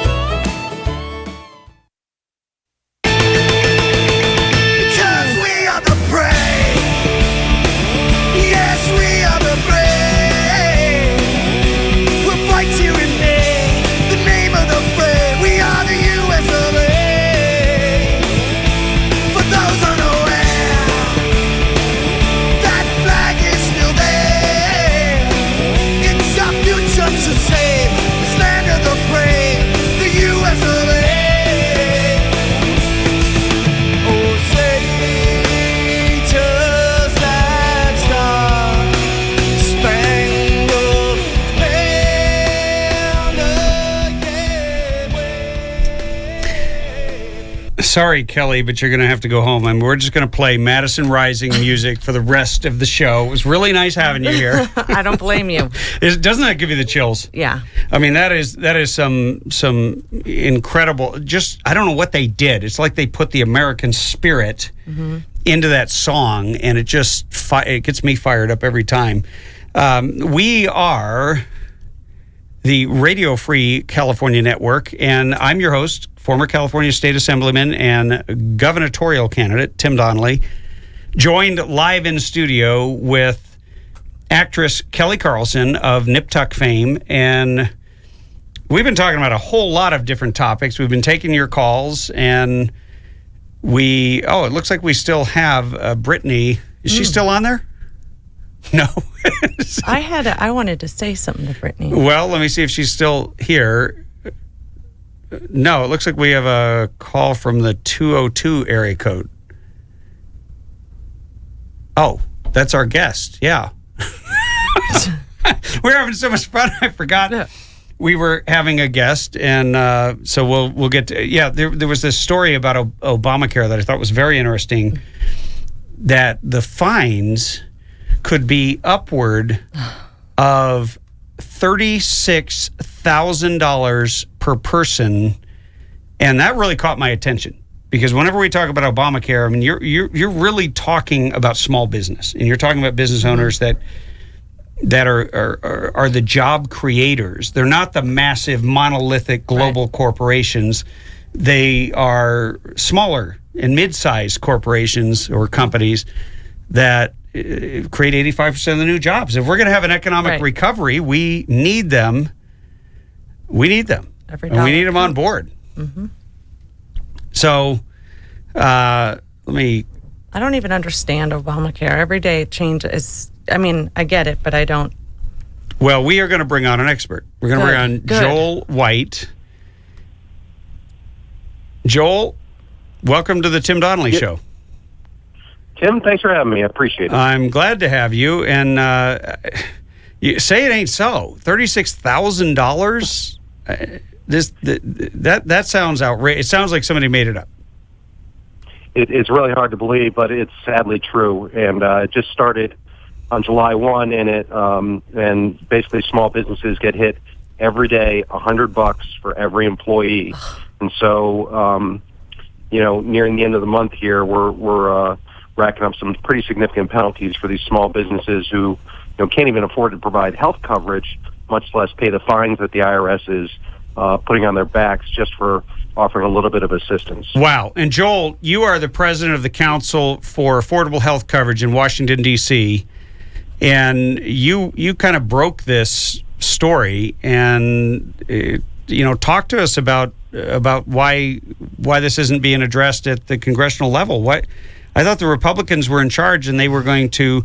Didn't we the people, regardless of the low voter turnout, there was a clear message among the electorate, Republican and Democrat alike, because out here in California, we have like 28% Republicans and shrinking, and Obamacare in the most recent poll before the election was polling at 46% of the people opposed to Obamacare. And that means you've got at least 20% of somebody other than Republicans. That means Democrats and independents that they're done. The bloom is off the rose. So what's going on in Washington, D.C.? Yeah, the nice thing about this issue is that it's so stupid. We like you, Joel. It's actually got bipartisan support. I mean, this thing is so dumb and outrageous that we think Democrats and Republicans are going to stand up in droves to get this thing addressed. So here's the deal. If you're a small business owner, a lot of times you can't afford to pay for a major medical policy. Think about a contractor. Maybe he's got 5 employees. They're out there building homes. But the employer wants to do right by his employees. He wants to offer a little assistance. There's a thing that's been around for several decades called a health reimbursement arrangement. It's basically an account the employer sets up. They give a little bit of assistance to help with eyeglasses or maybe if you sprain your ankle or something like that, or you having a kid, you can pay for the expenses on well baby care and things like that. Well, what the IRS said in this rule was that those arrangements, unless the business pairs it with a major medical policy, violates Obamacare, and specifically violates Obamacare's requirement to provide preventive benefits and have a cap on annual and lifetime limits and cover everything under the sun by way of health care benefits. Including maternal care and coverage for men? All that stuff. If you're a woman past menopause and, you don't need maternal care, all that stuff. But think about who this employer is, right? Mm-hmm. The employer mandate doesn't apply to this guy. He's got 5 employees. He can't afford to do major medical policy. He's just giving $1,000 to his employees, and the average last year was $1,300 that people were given to small businesses were given to their employees. Not a lot, but just a little bit. He's just trying to do right by his employees. The IRS came in and said, not good enough. You don't have major medical coverage. We're going to fine you $100 per day per employee. That's 18 times more than if the employer was subject to the employer mandate and dropped coverage. Wow. So essentially, you have the IRS, which is an unelected, massive bureaucracy that didn't get elected by anybody, interpreting the law and going out there and crushing out these little guys that are trying to help their employees. So basically, they're going to make it to where they won't offer anything. Is that right? Yeah. So think about if you're this small employer, right? This small business, you got 5 employees, and your lawyer or your accountant comes to you and says, hey, that little thing that you were offering, your $1,300 per employee, if you keep doing that, you're going to end up owing $36,500 for each employee, or you can buy them a major medical policy, or you can drop everything. What's the employer going to do? They're going to drop everything. They're going to drop everything. Wow. Because he can't afford the major medical, and he can't afford the IRS fines. Now, the problem that we have is a lot of these guys, maybe they have a plan that starts in July or in September, right? It's not always on January 1st. They've already set up these HRAs for their employees. They've already promised these benefits to their workers. So now they've got to go back to the guys that are relying on this assistance and say, I can't do this anymore. Wow. I mean, this is no joke. I'm not kidding about this. I'm not making it up. How many small businesses, do you guys have any estimate on how many employees of small businesses this would affect? It's about 14% of all small businesses. So we figure it's about a little less than a million small businesses. Certainly several million employees. Yeah. So if you have 3 employees per business, or let's say an average, you're talking about a lot of people who have been displaced now because their employer trying to do something to help them out has been deemed illegal by the government takeover of Medicare or medical insurance in this country, Obamacare. Yeah, I mean, it's probably a little bit less than that because not every one of these really small businesses is offering an HRA. But, yeah, I mean, it's a substantial number of people, but it's also the principle. Do we really want employers, do we really want to punish people for trying to do something right, to give someone assistance? I thought the whole point of Obamacare was to help people out. No, the whole point of Obamacare was control. You haven't been listening to the show, Joel. You probably don't get it there in Washington, D.C. I can go online, but I need to tune in. You may be right about that. Maybe this thing's got me so worked up that I'm losing perspective. No, we like your passion, but see, what we've seen the left do, and it's not just the left; it's the political establishment. They exploit a problem, or they call it an emergency, and all of a sudden it's emergency powers, but they never let a crisis go to waste. And they seize on it to take away control.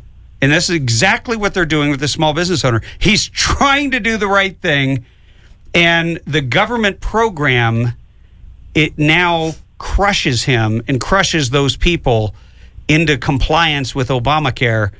And in the end, you have a small number of people getting richer. You have bureaucracies growing out of proportion to our ability to support them. And bottom line is, fewer people will ultimately be insured in the end. The only ones that are absolutely going to get free health care are the ones who are living off the rest of us all the time anyway. Well, here's the good news. We're fighting back. I love it. Hey, we've got a bill. Hold on. Hold that thought, Joel, because I got to take a break, and I want to get into that right when we get back. We got Joel White, who is the president of the Council for Affordable Health Coverage in Washington, D.C. Stay tuned.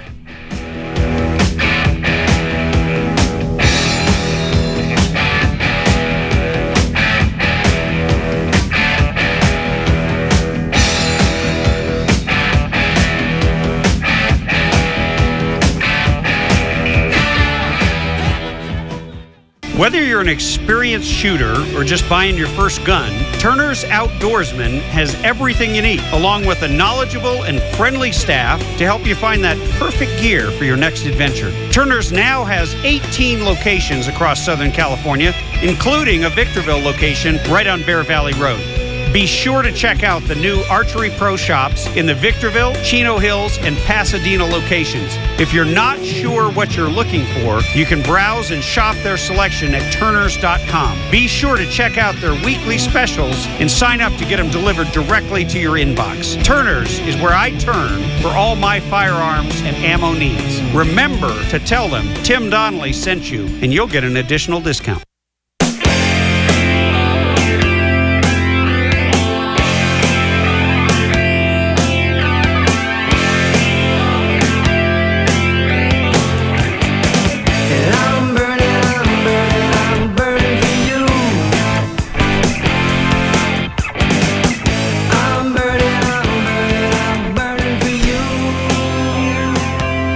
We are talking with Joel White, who is the president of the Council on Affordable Health Care, Council for Affordable Health Coverage, not health care. That's Obamacare. Let's be clear. In Washington, D.C., and Joel, it's the news that you delivered this morning. This afternoon on the show is really stunning. I think most Americans aren't completely unaware. I wasn't, and I follow this stuff pretty closely, and I know Kelly wasn't either. And is word finally getting out? Are people contacting you? Are you getting out there and spreading the word? How are you guys fighting this? We're trying to get out there. We're really appreciative of you and your show and making sure that people understand the truth. And we're calling on people. We're calling on you to keep talking about the issue, which again is the IRS leveling $100 per day per employee fine on small businesses who are not offering the right kind of health care. No wonder the IRS feels the need to own so many guns. Oh, right. Right. So what we're asking folks to do is call your congressman, call your senator, go online to house.gov or senate.gov, and tell them to support the legislation that we are hoping will pass Congress this year. What's the bill number? Two guys in the so the bill number in the House is H.R. 2911. All right, H.R. 2911. 2911. That was introduced by Congressman Charles Busani from Louisiana and Mike Thompson from California. So a Republican and a Democrat. And Thompson's, up in the Napa region there. Yeah, I was going to say that name is not very familiar. He must be a Democrat. He's a Democrat. He's on the both those guys are on the Ways and Means Committee, which is the Committee of Jurisdiction, a very powerful committee. And S 1697 over in the Senate. Basically the same bill, but they introduced one in each house. One in each house, and over in the Senate, it's Senator Chuck Grassley, and from Iowa. He's from Iowa. And Senator Heidi Heitkamp from North Dakota. So here's what we're asking people to do. Go to house.gov, go to senate.gov. They got a thing right there. You can figure out who your congressman is. Give them a call, send them an email, say, get on this bill, co-sponsor this bill, H.R. 2911, S1697. And you can call them at 202-224-3121. That'll get you to the switchboard, and they'll you just ask for your member of Congress, and they'll put you right through. Joel, we will do that. We will put a link up at timdonnellyshow.com with that information. That way, if you're driving and you're on the 15 freeway right now and you don't even know what lane you're supposed to be in, and that thing is a mess right now. You're not going to cause an accident. But look, we will absolutely do that. I'll also spread it to a number of my friends who are opinion makers and writers. And, Kelly here is from Hollywood. She knows a few people. I have a big mouth. Really? Yeah. Well, you haven't interrupted me enough. I know. That's what my wife says. I'm listening because Obamacare change. I hear something new every single day. Yeah. It's hard to keep up, really. So I'm So this is the important thing. You can look in the in Obamacare, all 2,900 pages of it. You won't find this anywhere in the law. This is the IRS interpreting the law and saying, basically, we think these little healthcare accounts are group health plans, and because they don't meet all the requirements spelled out in the law for the maternity coverage and the preventive benefits and all that stuff, because they don't meet those requirements, then they're in violation. And because they're in violation, you get the $100 per employee per day fine. And we're just saying, sorry, IRS, that's not good enough for our small businesses, and that's not good enough for our workers. We think the IRS could actually reverse their interpretation of this provision. We don't think they're going to, which is why we're asking folks to drum up the support in the Congress. Well, when you're robbing people, usually you don't relent in the middle of the crime. That's really what it is. Physical coercion. Well, first of all, it's like, okay, so we got Congress that refuses to actually read the bill and do their job, and then we have the Supreme Court, who writes law now and completely redefines sacraments of the church, which is not their job. And then we've got the IRS, who is doing the job of the Supreme Court, who was pretending to do the job of the Congress. It's a little bit confusing. I think, along with all this gender confusion and gender expression, maybe we have constitutional confusion and constitutional role expression, and you can do whatever you want. There's no more rules. I mean, this is baffling and infuriating at the same time, Joel. And scary. I want to thank you for bringing it to our attention. Absolutely, and to the extent that you guys can get the word out, we're going to be right there behind you, giving you any information you want or need. Your listeners, you can go to our website at cahc.net. Say that again, cahc.net?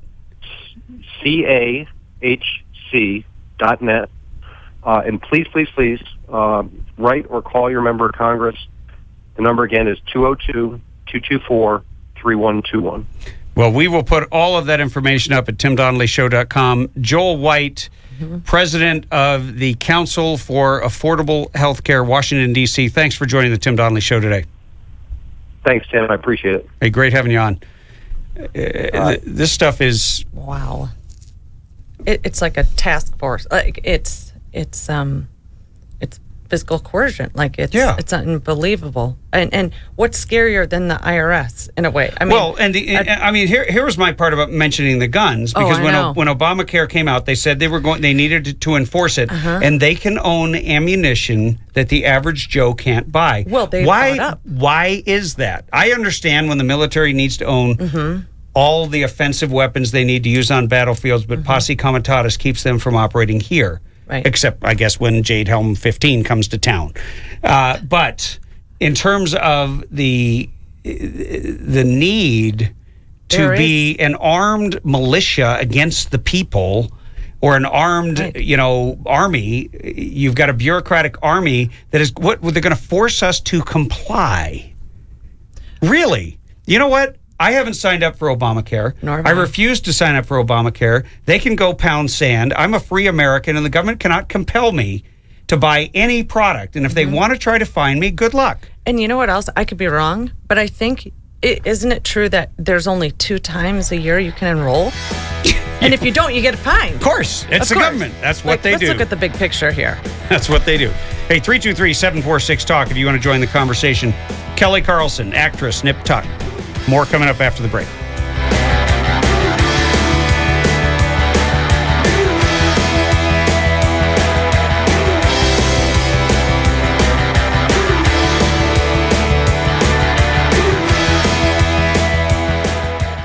If you've been listening long to the Tim Donnelly Show, you know that we talk constantly about defending freedom and about defending our natural inalienable rights. The Firearms Policy Coalition is a partner of the Tim Donnelly Show. But more than that, they're on the front lines every day in Sacramento and all across the state, in the courts, defending your Second Amendment right. That is a natural right that the government merely acknowledged in the Second Amendment. If you value your freedom, then you need to join Firearms Policy Coalition. Become a member. I'm a member, and I'm happy to support an organization that is doing such an incredible job. Go to joinfpc.org. The Tim Donnelly Show sent you.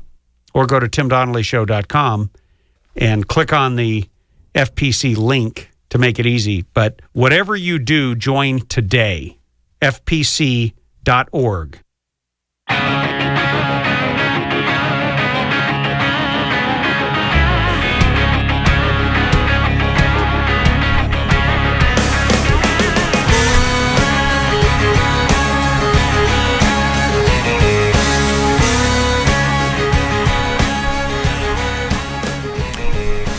You heard it right here on the Tim Donnelly Show.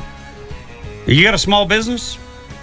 You're basically helping out your workforce, even though you don't have to. There's no mandate on you. You're 5 employees or something along those lines. And the IRS can target you. The IRS can fine you. They have declared, even though they're unelected, they're bureaucrats, they do not have the power, but they have usurped the power of the Congress. Wow, surprise, surprise. Where do we keep hearing this? First it's the Supreme Court, now it's the IRS. Mm-hmm. And they can fine you up to $36,000 for being a nice guy. That's a salary. That's somebody's. People make that in a year. No, that's more. The average is like $30,000 a year is the salary in the United States.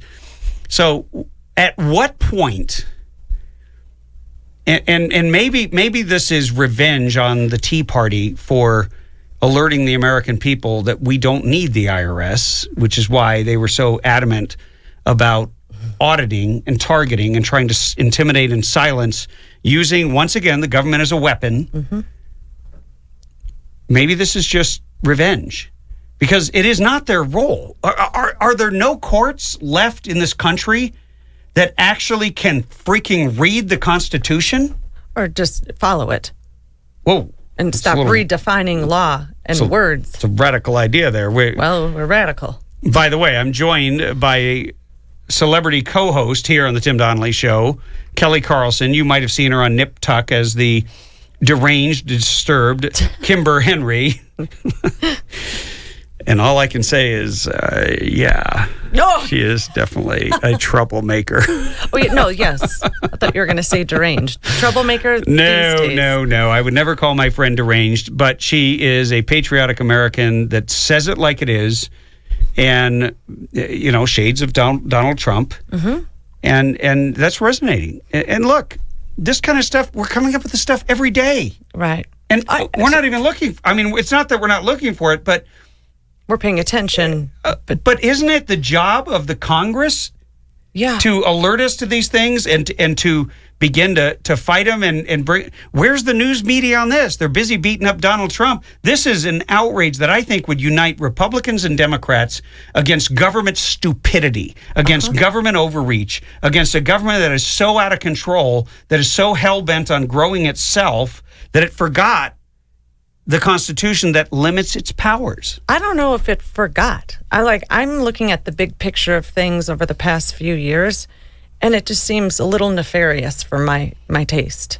Well, you're right. I mean, I'm just going to be honest. I'm like missing my own commentary from an hour ago that everything is about control, and it is intentional, and it is nefarious is a good word. We don't hear that word very much anymore. It's this would be an impossible mistake. I mean, all of this, Obamacare, just for starters. I mean, were you some kind of an English major or something? No. Words like that? No, I think I got that from my husband, Dan. He uses it all. So the quiet one is is also the intelligent one in the family. Oh, well, no, not to question. No, I think you're very intelligent, and you see it, and you call it, and you're courageous. But it's fascinating to start to connect the dots at every level of government, and this is not something incidental. If you own a small business and you want to compete to keep employees, you've got to do something.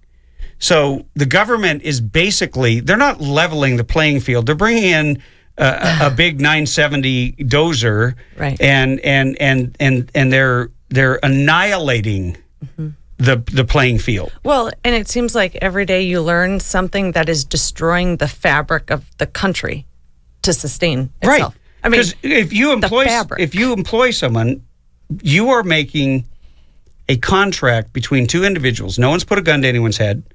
And the bottom line is that you're free to work here, and I'm free to pay you what I choose to pay you. And if you don't like it, you can go find another job. That's right. That's just part of America. That's capitalism. Now the government's saying, if you want to pay your employees through a certain program, we've decided it's illegal and it's wrong and it doesn't comply with Obamacare, so you can't pay them anymore. So the only way you can correct it is to buy some massive Obama healthcare policy that is 99% subsidies for the people who don't work for a living. And it's a crappy policy because you have fewer choices. Yep. You don't get to keep your doctor. You pay more than you were paying before for fewer choices. Yep. And then you have to include choices like maternity care for men and women who are postmenopausal, which is ludicrous. And at the same time, your deductible is so high that it wipes out the family finances if any medical incident happens. Meanwhile, across the street, somebody who doesn't work for a living gets a better plan with zero cost, and they have a zero deductible. So they're living off of your back, exactly what Abraham Lincoln warned us about. And well, it's semantics, though, really, to me. All these details, it's like there's a bigger picture here. Explain. Well, so you're hurting your small businesses, which is part of the fabric of the country, right? Healthcare. There's a bigger agenda than what we know to be principle or the life that we've lived here in the U.S. and how business is supposed to be conducted in government. Every single thing that's important to our sustainability of our life is being totally destroyed. And you may not see it today. Right. Well, in California, we're on the front lines because we see them undermining our natural resources, and it's always to put it under government control. Right. They took over groundwater in California very quietly one day in August of 2013 when I was still in the assembly. I had lost the governor's race, so I was what they call a lame duck. Well, I wasn't very lame duckish. I was Maverick. Actually, out there fighting on the front lines and exposing this stuff. And that, to me, they used the term emergency powers. Oh, yeah. And it was like, this is the leftist Marxist progressives who see an opportunity, and they're diabolically clever at gaming them. And they made some kind of deal to keep the opposition of the hard left enviro extremists from opposing the water bond, which will expand someday, maybe, hopefully, the water storage capability in this state, along with all the pork that was in it. But there was some deal struck, and you'd no longer own the rights to the groundwater in your property. And at some point, the government's going to come on and put a meter and make you pay for that which was yours a little while ago, and with no due process, you lost. And we have a call from is it South Dakota or North Dakota, Gary? It's North Dakota. North Dakota. Ah, welcome, neighbor. It's been a little while. He's my neighbor. Yeah, say hi to your neighbor, Kelly. Hi there, Kelly. Hi. How are you? Good. Anyway, I just heard about this tax stuff. It's where you're paying a $36,000 fine. That's the deal. For your not getting. Pardon me? That's the deal. I tell you, where are we heading with this? It just seems like we're not stopping. We're just going on and on and on with more and more control in our lives, and it's like a freight train going through a brick wall. It's just not going to stop. It's just going to keep going until it crashes. That's what it seems like to me, anyway. Our freedom. Their freedom's away. Gary, there is another option. Pardon me? There is another option. What's that now? We could derail it. Yeah, we could, but I don't know.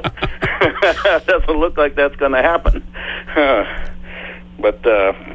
I'll tell you, I do believe we do need to have term limits, and that's going to take constitutional amendment. I'm just pushing for that really hard because these guys have been in Washington for so long. They're out of touch with their constituents, and they get power hungry, just like anybody that's been in power for so long. They seek more and more of it.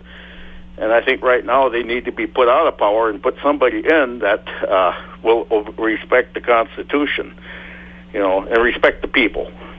So I think we need to make the government afraid of the people again, where they respect us, where they understand that they rule at our consent and not rule over us.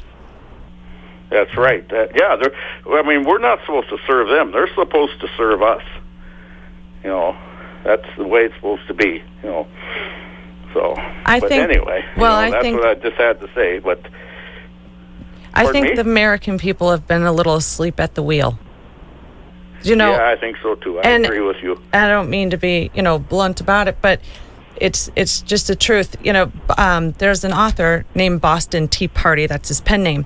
He has a book, 3-part volume series coming out called Modules of Manhood. And in one of them, he talks about how when you're born into a society, you think it's self-sustaining, but it's not. It's not self-sustaining. Everybody has to participate.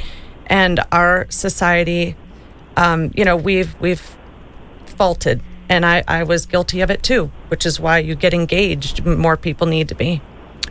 That is a great point. And actually, it is the motto of this show to inform, educate, and engage. Yeah. Exactly. Like I tell people, call in on these radio shows and voice their opinion.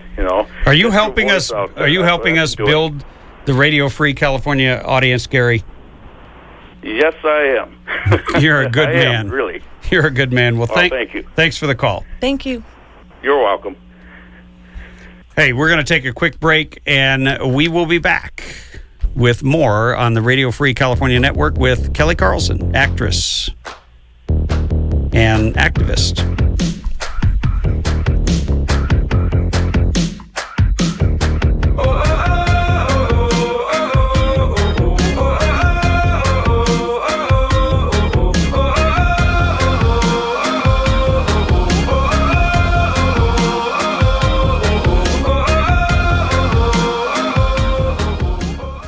Hey, if you like shooting as much as I do, you've probably been to a lot of ranges. Unless you visited Burro Canyon Shooting Park, you've never seen anything like it. On the way there, you'll find yourself taking pictures as you traverse the majestic Azusa Canyon and wind your way up into the Angeles National Forest. With over 600 acres, including 19 private ranges, there's something for everyone. There's rifle and pistol ranges for beginners, right up to advanced shooters. And there's plenty of spaces to shoot sporting clay. You can make a family day of it, or you can bring a group for team building exercises. Bring a picnic lunch. On the weekends, they provide lunch. And don't worry, they always have ammo in case you forget yours or run out. One thing I can guarantee is that once you visited my friends at Burro Canyon Shooting Park, you'll be hooked and you'll keep coming back. burrowcanyon.com is their website, or call them at 626-910-1344. 626-910-1344.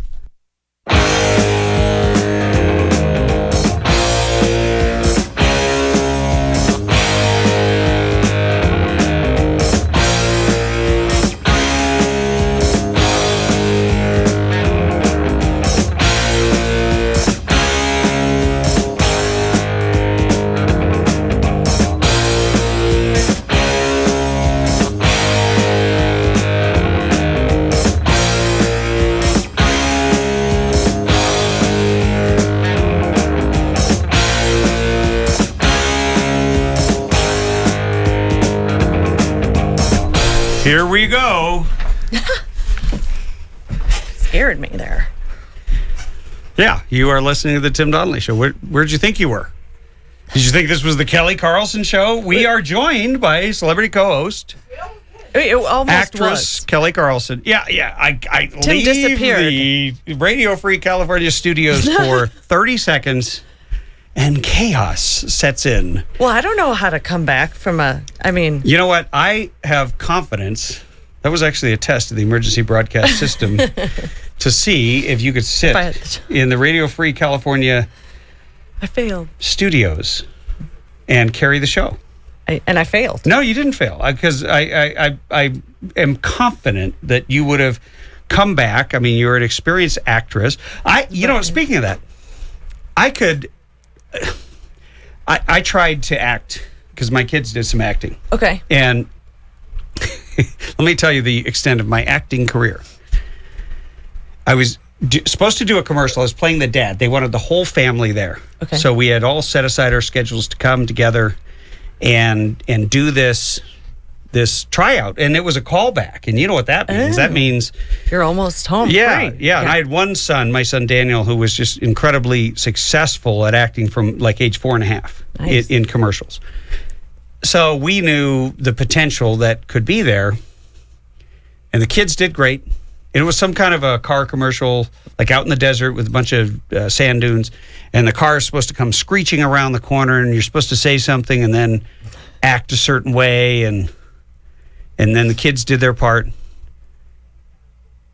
And I forgot my lines. I forgot to ever even engage my lines. And then 3 hours after we left the audition and epically failed, thanks to me, I was like, oh yeah, I was supposed to go, wow, look at that. That was it. It was really hard, right? But, it's one thing to talk on air like we're doing. We're not on TV. I don't have to look a certain way. I can close my eyes. I can just be in the moment. You could be in your sweats. Exactly. I'm not. You're not. He looks great. I'm dressed up. I wore my best boots. I mean, check these out. Oh, I noticed them when I first saw you. Yeah. Those are the okay. That's America. I didn't see that. Oh yeah, those American are nice. flag there. Okay. Yeah. So not only are they stylish, but they're patriotic. Now you can't see that because we're not on Periscope because we couldn't figure out how to get it loaded onto the. Oh, we're getting flack from the production booth. If you're going to give flack, then you have to give it on air. Okay, so you should tell the truth why Periscope isn't loading. Because I tried to update my phone, but I have to update the credit card on my Apple ID. I mean, this stuff, it's like, where do you even go to find this stuff anymore? It needs to automatically do it. That's how we've been conditioned now. So I have a very valid excuse. I bet there's a lot of people out there that can't load and update their software because their credit card isn't right. And then where do you go to get that? And do you remember the ID to do that? Right. And which card did you use? And and all that business. Because my problem is I have 8,500 photos on my iPhone. Well, you know what? I go a lot of places. I meet a lot of people. And you have a storage problem. Am I going to not take a picture when I'm with a movie star?